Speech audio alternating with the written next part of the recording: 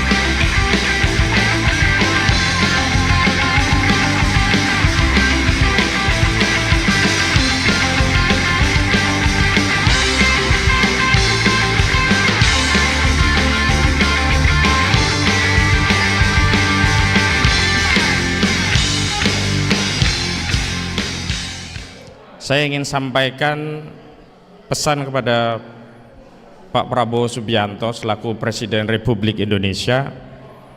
Ini pesan bukan dari saya, tapi pesan dari baginda Nabi Muhammad Sallallahu Alaihi Wasallam. Beliau Sallallahu Alaihi Wasallam bersabda, Allahumma, bahkan doa dari Nabi ya, Allahumma man waliya min amril ummati fasaqqa alaih faskuk alaih. Ya Allah, barang siapa yang diberi amanah urusan mengatur umatku ini, sementara dia menyusahkan umatku, ya Allah, maka susahkanlah dia. Sebenarnya matan redaksi hadis ini ada 2 peringatan ya. Satu peringatan terkait ancaman yang saya sampaikan, yang kedua bisyarah, kabar gembira, yakni bagi pemimpin yang memudahkan urusan rakyatnya, maka oleh Rasulullah Sallallahu Alaihi Wasallam akan didoakan agar dimudahkan urusannya. Tapi saya ingin menegaskan tentang pemimpin yang menyusahkan urusan rakyatnya, maka didoakan bukan oleh saya, bahkan ini didoakan oleh Nabi Muhammad SAW agar apa? Agar disusahkan urusannya. Dan kalau kita menyimak paparan dari banyak tokoh tentang peristiwa KM50, ini bukan perkara rumit, bukan perkara pelik. Benar kata Pak Maijen TNI Purnawirawan Sunarko, ini tinggal perintahkan selesai. Tidak perlu kita berteriak-teriak, tidak perlu kita paparkan argumentasi dari novum sampai hal-hal yang berkaitan teknis begitu.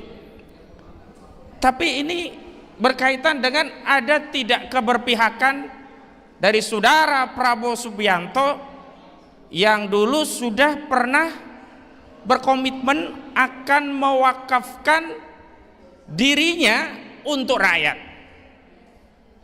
Dan hari ini Pak Prabowo sudah jadi presiden, bukan capres. Pak Prabowo hari ini juga sudah jadi presiden, bukan menhan. Pak Prabowo hari ini adalah panglima tertinggi dari tentara sekaligus atasan langsung dari Kapolri. Urusan penegakan hukum langsung ada di bawah kendali Prabowo Subianto. Kalau dulu Prabowo bisa mengajukan uzur, saya hanya Menhan, kewenangan saya terbatas. Tapi hari ini saudara Prabowo Subianto adalah presiden yang punya kewenangan, kewajiban sekaligus tanggung jawab terhadap seluruh persoalan rakyat, termasuk peristiwa kilometer 50. Yang kedua, saya ingin menghimbau kepada segenap pelaku, siapapun Anda yang menjadi pelaku, yang melihat video ini, yang di dada Anda masih ada iman. Kenapa saya katakan di dada masih ada iman? Karena dalam Islam kalau orang itu beriman tapi melakukan kesalahan, membunuh, dia masih bisa menebus dosa pembunuhan tadi dengan diterapkannya kisos. Tapi ingat, kisos itu ada syarat. Apa? Permintaan maaf kepada korban. Dan permintaan maaf kepada korban itu juga ada syarat. Apa? Pengakuan terhadap kejahatan yang sudah dia lakukan karena telah membunuh jiwa tanpa alasan yang hak. Dalam Islam itu membunuh jiwa tidak semuanya haram. Bahkan ada yang diperintahkan. Saat jihad fisabilillah, membela wilayah, membela agama, membela harta, justru diperintahkan membunuh atau terbunuh, dan itu tidak berdosa. Bahkan siapa yang bisa membunuh dalam jihad, dalam perang fisabilillah, justru berpahala. Tetapi ketika menghilangkan nyawa satu manusia tanpa alasan yang hak, itu seperti menghilangkan seluruh manusia semuanya. Karena itu saya tidak mungkin bertanya kepada Ustadz Suhada, Ustadz mau maafin gak kira-kira orang yang melakukan kekejian itu? Bagaimana mau memaafkan? Sampai detik ini juga tidak ada yang mau mengakui. Ingat, hukum dunia itu nanti sampai akhirat akan diadili ulang. Dan Anda sebagai pelaku, apakah Anda memilih naungan dari penguasa yang zalim hari ini, yang melindungi Anda tidak bisa dipenjara, tidak bisa dituntut oleh hukum, atau memilih naungan dari Allah Subhanahu wa ta'ala? Dan dalam hukum Islam, sanksi penerapan daripada hudud, kisos diat, takjir, mukhalafah, itu selain menjadi jawabir juga jawajir. Jawabir, penebus dosa bagi orang yang melakukan maksiat. Jawajir, pencegah bagi masyarakat agar tidak melakukan tindakan serupa. Dan syarat agar bisa diampuni dari dosa pembunuhan selain taubatan nasuha adalah dia harus mengakui dan diberikan sanksi, yakni dikisos, tentu dengan catatan sepanjang keluarga menghendaki itu. Tetapi bagaimana kalau keluarga ternyata mengisyafi, bisa memaafkan karena ada keinsafan, pengakuan, ya dia bisa lepas dari sanksi itu. Tetapi tetap dia harus membayar diat. Berapa diatnya? 1000 dinar atau 100 unta. Bagaimana kalau yang mau membayar diat ini sudah dimaafkan keluarga, tetapi dia juga kere, pangkat mungkin cuman AKBP, makan untuk keluarga juga susah, dia ditekan oleh atasan untuk menjalankan aksi pembantaian tadi. Bagaimana? Disinilah pentingnya kita memahami Islam secara menyeluruh. Negara yang hadir di sana sebagai pihak yang membayar diat, sehingga tidak ada nyawa yang terbengkalai. Jadi ketika dimaafkan, dia nggak bisa bayar diat, negara yang membayar diat itu kalau konsep syariat Islam ditegakkan. Kalau syariat Islam ditegakkan seperti ini, kira-kira adil atau adil, saudara-saudara? Kira-kira umat Islam dan manusia ini akan terjaga tidak nyawanya, saudara-saudara? Maka maha benar Allah Subhanahu wa ta'ala yang telah berfirman, a'udzu billahi minasyaitonir rajim, walakum fil qisasu hayatun ya ulil albab. Dan sesungguhnya dalam kisos itu ada jaminan kehidupan bagi orang-orang yang berpikir. Coba, kalau orang semua paham, setiap yang membunuh pasti akan dihukum dengan dibunuh. Kira-kira berani nggak dia membunuh? Pasti dia tidak berani dan akan terjaga nyawa manusia. Tapi hari ini ketika nyawa dianggap murah, ketika pembantaian itu tidak ada pertanggungjawaban, orang gampang saja mengatakan, sini 3 miliar, saya bantai dia. Paling saya masuk penjara 1 hari. Bahkan saya bisa mendesain tidak masuk penjara dengan alasan overmah, misalnya dengan alasan pembelaan terpaksa, ndutver. Dan ini yang terjadi pada kasus kilometer 50. Bagaimana mungkin pembantai yang begitu sadis dengan korban 6 anak bangsa, kemudian majelis hakim di Pengadilan Negeri Jakarta Selatan bisa memutus onslah dengan dalih pembelaan terpaksa karena tugas dari jabatan sebagai aparat negara. Luar biasa. Jadi Ustaz Syuhada dan seluruh korban, keluarga korban syuhada KM 50, jangan pernah menganggap ini kesedihan sendiri. Ini kesedihan kita semua. Ini tanggung jawab kita semuanya. Ini adalah bagian dari upaya kita untuk terus memperjuangkan, dan Masya Allah sampai hari ini ada acara ini menunjukkan 6 syuhada ini tidak pernah mati, selalu hidup, selalu mengirimkan pahala jariah, selalu mendapat kiriman doa. Tadi sudah dipimpin mendapat pahala dari surah Al-Fatihah. Jadi dalam konteks keadaan yang sudah terjadi ini, saya menghimbau kepada kita, saya pribadi juga keluarga, ridho dengan qada Allah, karena tidak ada pilihan lain. Orang yang tidak ridho kepada qada Allah itu berarti imannya bermasalah. Tetapi dalam hal amal kausalitas, kita akan terus berjuang menuntut siapapun yang terlibat, baik langsung maupun tidak langsung, menyediakan anggaran, menyediakan sarana prasarana yang menyebabkan matinya 6 syuhada ini. Kita akan tuntut sampai ada peradilan terhadap mereka, atau mereka dibukakan hatinya untuk bertobat, mengakui kesalahan, meminta maaf pada keluarga. Ketika keluarga memaafkan, cash close, bayar diat. Ketika keluarga tidak memaafkan, dia disanksi bunuh pun dalam rangka menghapus dosa. Tapi kalau disanksi bunuhnya hanya berdasarkan ham hem hom, tidak bisa menghapus dosanya, karena tidak ada ketaatan pada penerapan hukum Allah Subhanahu wa Ta'ala. Dan kita dari peristiwa KM 50 ini kita jadi tahu hak asasi manusia itu kan akhirnya apa ya, hipokrit, hanya diterapkan kalau korbannya bukan dari kalangan umat Islam. Tergores sedikit saja semua media bicara tentang hak asasi manusia, tetapi ketika korbannya adalah umat Islam, bungkam. Betapa banyak korban di Palestina, mana ada itu yang teriak HAM di Palestina, tidak ada. Dan ini makin jelas di mata kita, sesuatu yang sangat tegas bisa ditunjuk dengan jari kita, bahwa HAM dalam kasus KM 50 hanya main-main. Terakhir dari saya kepada kita semua, jangan pernah berputus asa dari rahmat Allah. Ada kisah menarik dalam surah Yusuf, ketika anak-anak dari Yakub ini mulai kepayahan mencari saudaranya yang hilang, lalu dikatakan oleh Yakub ya kepada anak-anaknya, janganlah berputus asa, sesungguhnya hanya orang-orang kafir yang berputus asa dari rahmat Allah. Kenapa demikian? Karena memang nanti di akhirat yang paling berputus asa itu adalah orang-orang yang kafir.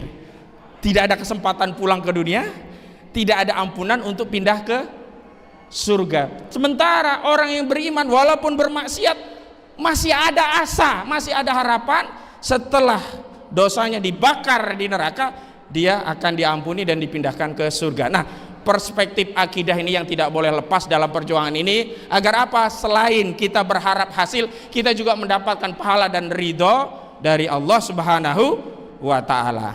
Dan sekali lagi kepada Prabowo Subianto, saya tegaskan dari hadis riwayat Imam Muslim tadi, Pak, jadi Rasulullah bukan hanya mendoakan kesulitan bagi pemimpin yang menyulitkan urusan rakyatnya, urusan KM 50 ini, tetapi juga Rasulullah mendoakan kemudahan bagi yang memudahkan urusan rakyatnya. Karena itu Pak Prabowo, mudahkan urusan keluarga kilometer 50 untuk menuntut keadilan, untuk menegakkan hukum, untuk bisa ya meminta pertanggungjawaban terhadap siapapun yang terlibat dalam pembantaian KM 50. Billahi taufik wal hidayah wal afu minkum.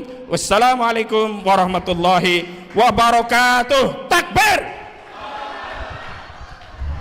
Assalamualaikum warahmatullahi wabarakatuh.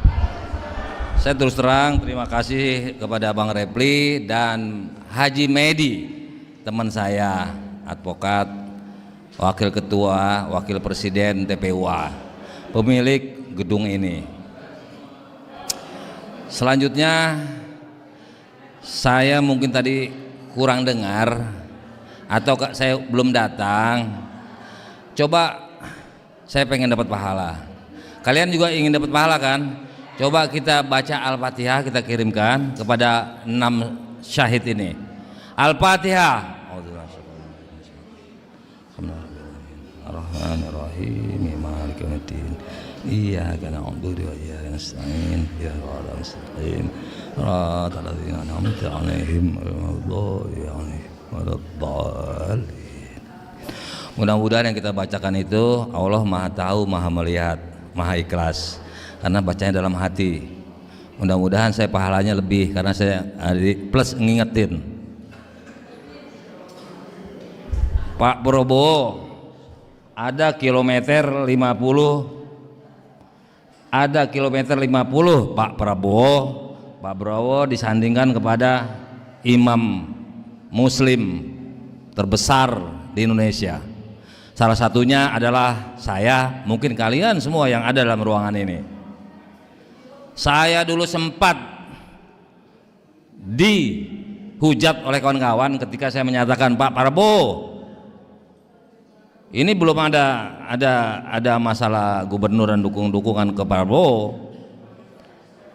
Saya katakan 212 siap, kepala jadi kaki jadi kepala. Banyak yang ini, walaupun beberapa orang tokoh ada yang nelpon saya mendukung saya. Ternyata sekarang betul, jangan ganggu Pak Prabowo.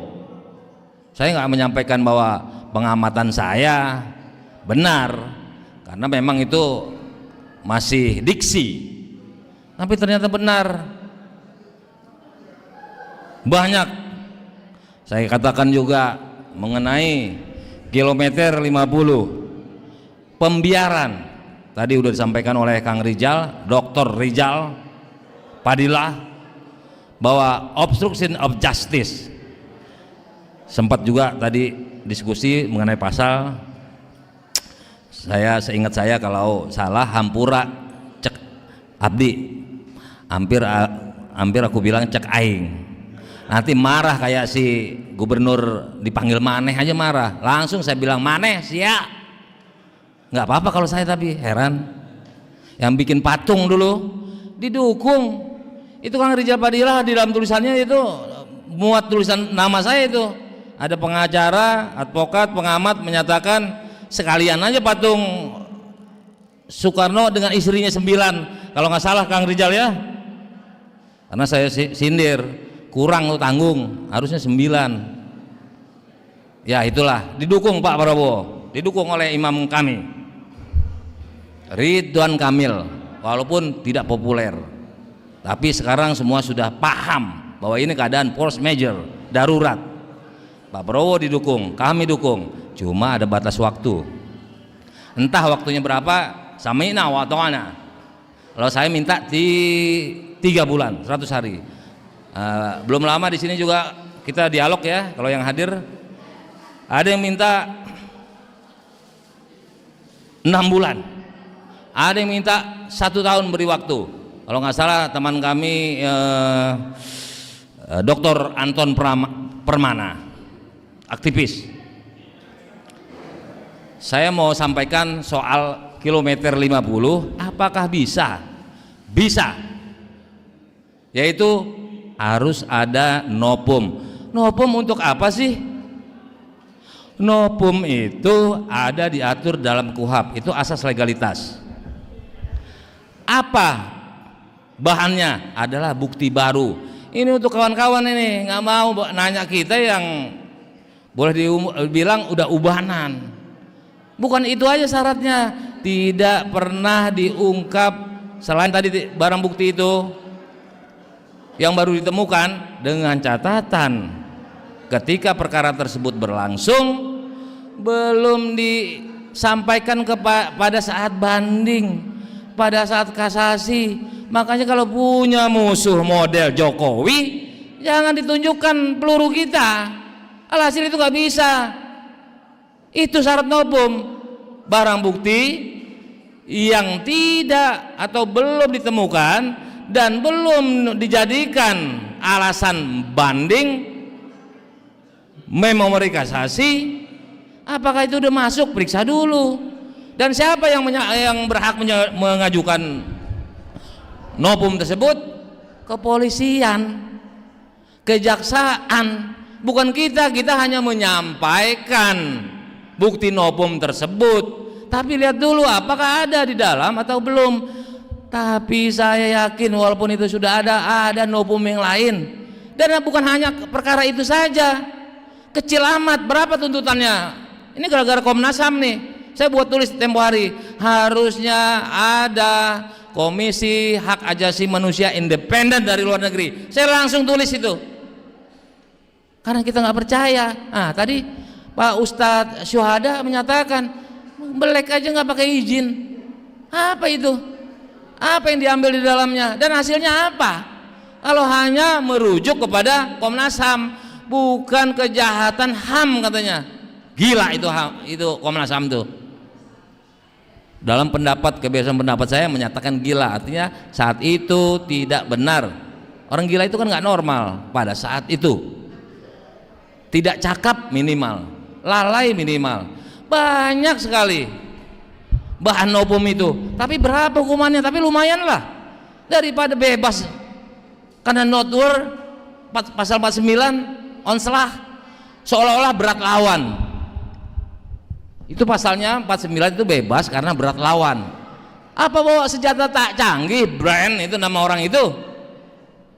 Terus mereka dalam tugas surat resmi, minimal lalai itu dapat dihukum. Malah ini aneh zaman Jokowi ini, 1 hari pun nggak pernah ditahan itu tersangka.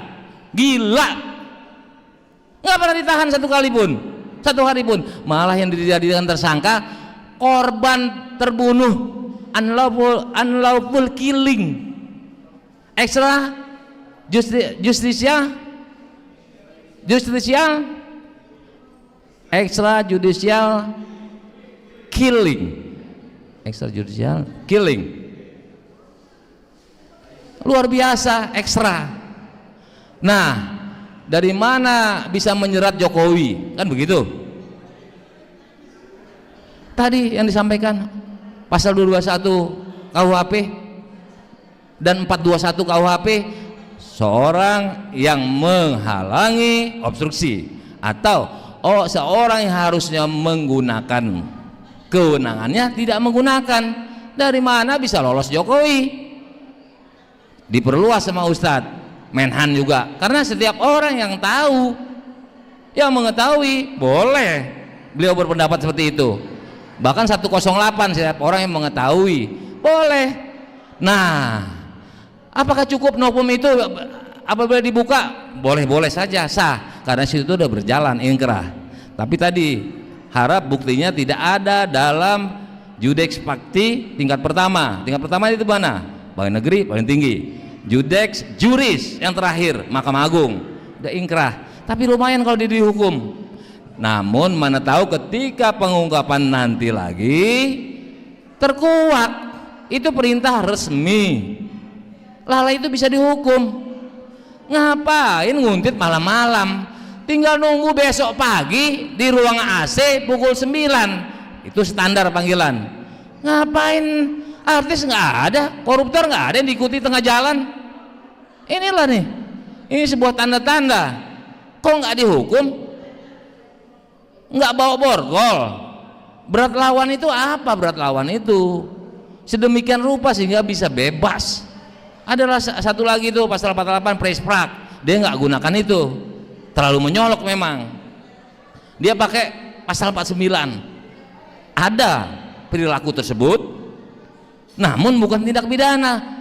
Bukan tindak pidana orang meninggal, sementara lalai aja dapat dihukum kulfa yang lata maupun lepis, yang ringan, yang lebih ringan lagi, lepis dihukum tidak sengaja mengakibatkan hilangnya nyawa orang lain. Luka berat, luka ringan bisa dihukum. Itu analogi berpikir kita biar yang di luar disiplin ini, ilmu ini paham. Oh iya betul, tukang becak, tukang taksi nabrak orang, lalai dihukum. Ini malah mau, bukan mau, sempat di TSK kan orang meninggal.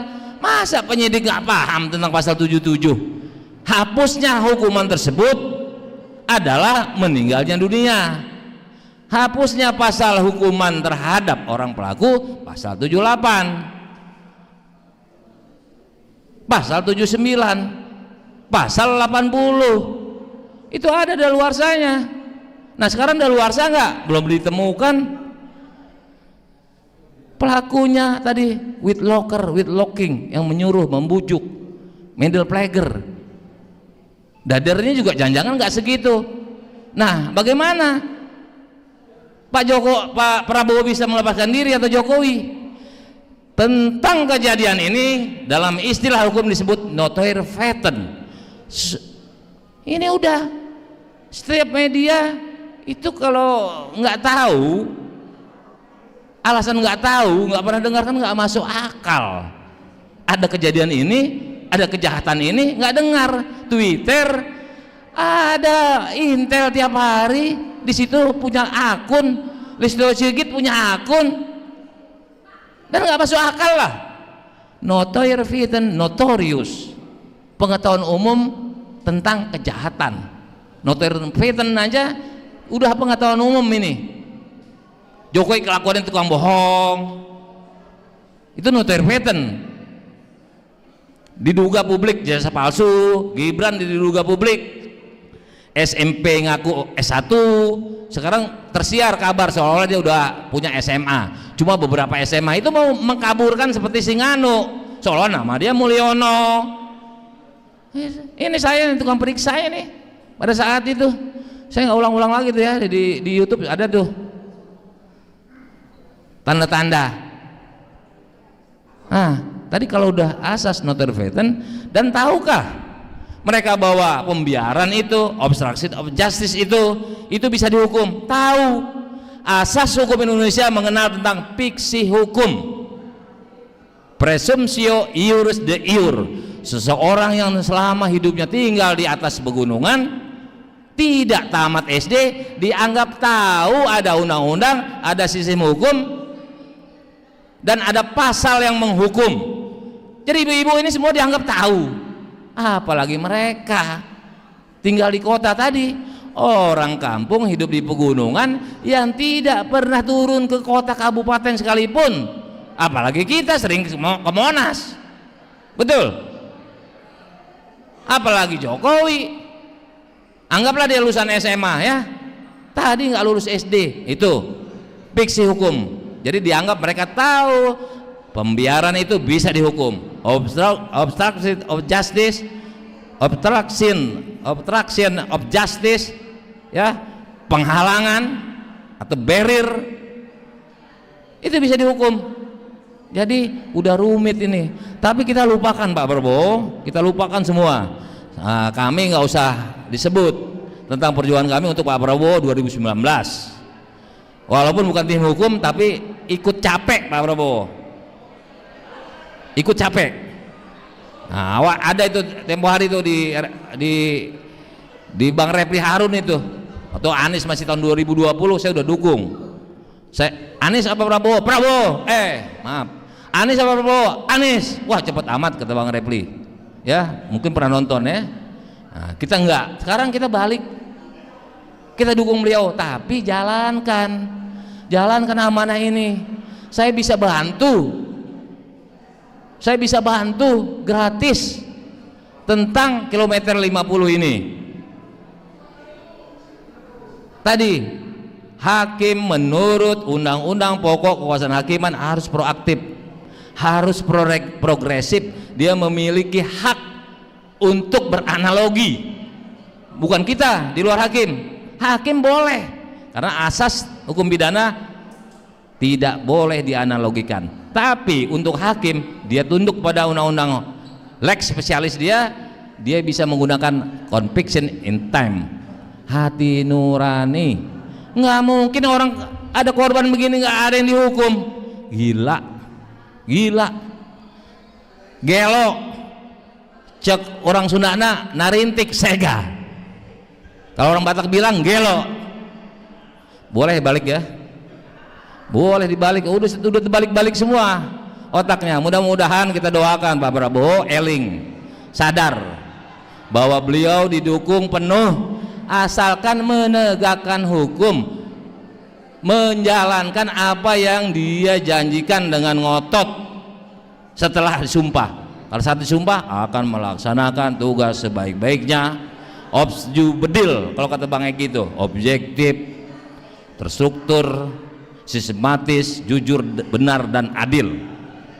Nah, kalau bahasa biasanya selain teori Bang Eki itu adalah profesional, proporsional, kredibilitasnya akuntabel, kredibel. Itu tahu, itu termasuk asas-asas good government. Jadi kalau masalah Jokowi nggak usah di ini, Prabowo bisa, tadi ada yang bilang 1 menit itu Pak Jenderal ya, tinggal perintahkan Jaksa Agung, nggak mau dia pecat, beres. Dia mau memihak kepada kita orang-orang nalar sehat yang demi bangsa dan negara. Apa model Jokowi, pupu papa yang menghinakan ada di sebelah dia, sesuai jabatan, fungsi jabatan ada di sebelah dia, selalu setiap saat melekat walaupun jam tidur. Ini masalah jabatan. Belum juga kok beraninya ada itu tulisan, kok beraninya semua sama Miftah tegas menghina tukang junjung es yang menghina dirinya. Mudah-mudahan Pak Prabowo kita doakan segera eling, segera sadar kita berada di belakang beliau, kaki jadi kepala, kepala jadi kaki, mirip tahun 2019 untuk kedepannya, asalkan apa yang beliau janjikan kepada imam kita HRS kita samina wa ta'na, berapapun waktu, tapi berbatas waktu tentunya, semuanya ada daluarsa. Demikian, wassalamualaikum warahmatullahi wabarakatuh.